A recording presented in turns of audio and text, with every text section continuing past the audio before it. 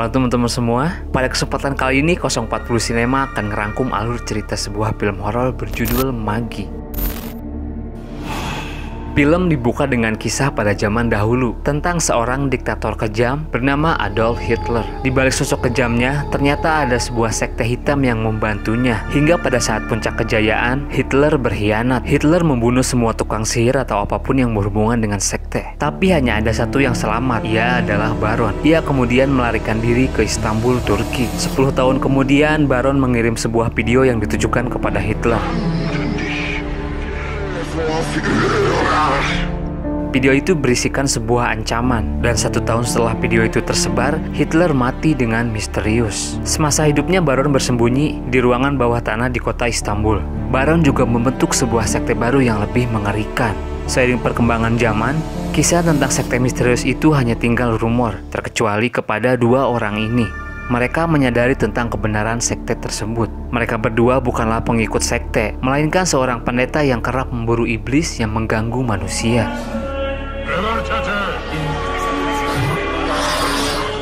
Seorang wanita berkebangsaan Amerika bernama Marla sedang menjemput adiknya Olivia yang baru tiba di Turki. Marla sudah sejak lama tinggal di Turki dan mengajar bahasa di sebuah sekolah. Di sela obrolan makan malam, Olivia tiba-tiba dikagetkan dengan benda misterius yang melukai tangannya. Marla datang, lalu membakarnya. Olivia bertanya, benda apa itu? Marla hanya bilang, aku tidak menyukainya.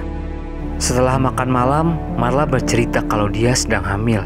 Olivia menanyakan siapa ayahnya. Marla tidak mau bercerita dan terus berkelit. Marla malah menceritakan seorang gadis desa bernama Hava, di mana pada saat kematiannya, gadis desa ini ditemukan dengan perut yang robek dan janin dalam rahimnya hilang secara misterius. Tentu Olivia tidak mengerti apa hubungannya cerita Hava dengan Marla sekarang.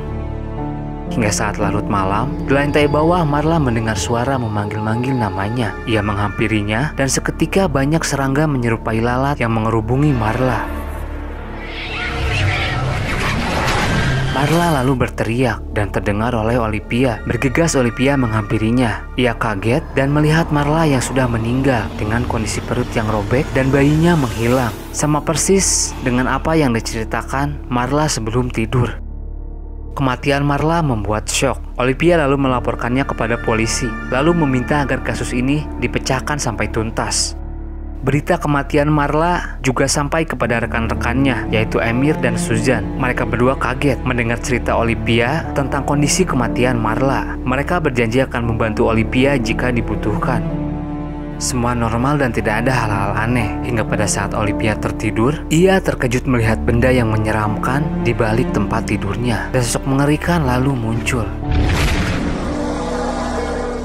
Olivia tidak terlalu memikirkannya karena hanyalah sebuah mimpi. Lalu siangnya, polisi mengabari kembali Olivia dan menemukan identitas suami Marla yang ternyata sudah bunuh diri bersamaan dengan kematian Marla. Polisi juga tidak menemukan titik terang kasus ini dan akan menutup kasusnya. Sontak Olivia merasa kecewa dan berniat untuk mengupas kasus ini sendiri. Olivia memulainya dengan memeriksa barang-barang Marla. Di kamarnya, Olivia menemukan sebuah kaset yang mencurigakan. Olivia juga memeriksa tas Marla dan menemukan sebuah buku tentang dunia sihir, di mana pada awal halaman buku ini, Olivia menemukan sebuah kunci. Olivia lalu menyimpannya. Seorang pengantar paket datang dan memberikan pesanan Marla kepada Olivia. Saat dibuka, isinya adalah sebuah kaset pita. Olivia penasaran lalu melihatnya, dan isi kaset tersebut berisikan ritual sebuah sekte misterius. Olivia juga melihat perempuan yang sedang hamil pada video tersebut. Perempuan itu berbaring dan bayi dalam kandungannya lalu diambil. Olivia merasa kaget karena semua ini sama persis dan berkaitan dengan kematian Marla. Olivia lalu memperlihatkan juga isi video tersebut kepada Emir dan Suzan. Olivia lalu bilang, ia harus mencari tahu tentang sekte tersebut. Suzan merasa ini sangat menakutkan dan tidak ingin terlibat lebih dalam. Tapi berbeda dengan Emir, ia tidak takut dan akan terus membantu Olivia. Olivia dan Emir lalu mencari alamat pengirim paket tersebut. Sesampainya di lokasi, mereka merasa kaget karena diberitahu oleh penjaga toko alamat itu adalah bekas rumah Marla dan suaminya dahulu. Mereka masuk ke dalam. Terlihat rumah itu sudah lama terbengkalai. Mereka menyusuri setiap ruangan hingga tiba di depan sebuah ruangan yang terkunci. Olivia lalu memberikan kunci yang ia temukan di buku Marla, dan benar, kunci itu bisa membuka ruangan tersebut. Bau busuk tercium dari dalam. Seisi ruangan dipenuhi dengan benda-benda mistis yang digantung. Suasana mencekam rasa di sana. Di sana mereka juga menemukan sebuah keranjang. Nama Marla lengkap dengan tanggal lahirnya. Mereka lalu membawanya pulang. Saat dibuka, keranjang itu berisi daging-daging yang sudah membusuk dan tengkorak-tengkorak anak kecil. Olivia merasa ada suatu hal menyeramkan yang disembunyikan Marla. Malamnya Olivia berinisiatif memasang handycam di depan kamarnya, takut ada sesuatu hal terjadi. Dan benar, suara ketukan dari dalam lemari terdengar oleh Olivia saat tidur. Ia mencari sumber suara, yang ternyata dari lemari di lantai bawah. Olivia lalu menemukan sebuah buku kuno yang isinya tentang bagaimana cara memanggil jin. Di sebuah halaman buku, Olivia melihat sebuah tulisan cerita tentang Hava dari desa Derinkyu, dan gambar dari buku tersebut sama persis dengan kejadian yang dialami oleh Marla. Olivia, Emir, dan Susan lalu memutuskan untuk mendatangi desa Derinkyu. Mereka tersesat lalu bertemu warga setempat, tapi saat mereka bertanya desa Derinkyu, sekelompok warga tiba-tiba menyerang mereka, seolah-olah mereka takut mendengar nama desa tersebut. Sampai akhirnya seorang pengembala domba memberitahu lokasi desa Derinkyu yang ternyata sekarang sudah tidak ada. Tapi pengembala itu menyarankan untuk bertanya kepada sesepuh yang tahu cerita tentang desa itu. Sesampainya di kediaman sesepuh tersebut, mereka lalu menceritakan kisah kematian Marla, dan mereka minta diceritakan penyebab kematian gadis desa bernama Hava.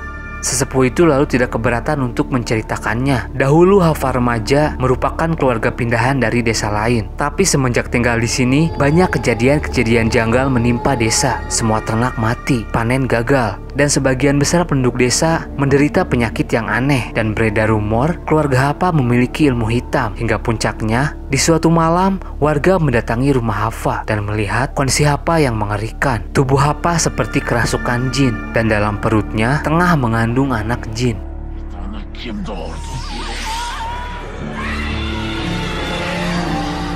Setelah kejadian mengerikan malam itu, Hava ditemukan mati dengan perut yang robek dan janinnya menghilang. Warga menduga jin yang merasukinya yang telah membunuh Hava. Mereka bertiga lalu memperlihatkan video tersebut kepada sesepuh. Di sana, sesepuh lalu mengenali sebuah simbol pada video tersebut. Simbol itu adalah simbol dari sekte bernama Sekte Ganzir. Sesepuh itu mengetahuinya dari seorang pendeta yang sedang memburu sekte tersebut. Sepulang dari sana, mereka kembali ke rumahnya masing-masing. Olivia lagi-lagi mendengar suara dari lantai bawah. Ia menghampirinya, tapi kali ini ia bertemu seorang pria. Pria itu bernama Lauren Irham. Ia merupakan teman Marla. Ia juga penulis buku yang Olivia temukan dengan sebuah kunci. Pria itu mengatakan, ia tahu penyebab kematian Marla. Ia juga berkata, berhati-hatilah, saat ini Olivia sedang diincar oleh Sekte Ganjir. Terima kasih yang udah nonton video ini sampai habis, dan sampai jumpa di part keduanya.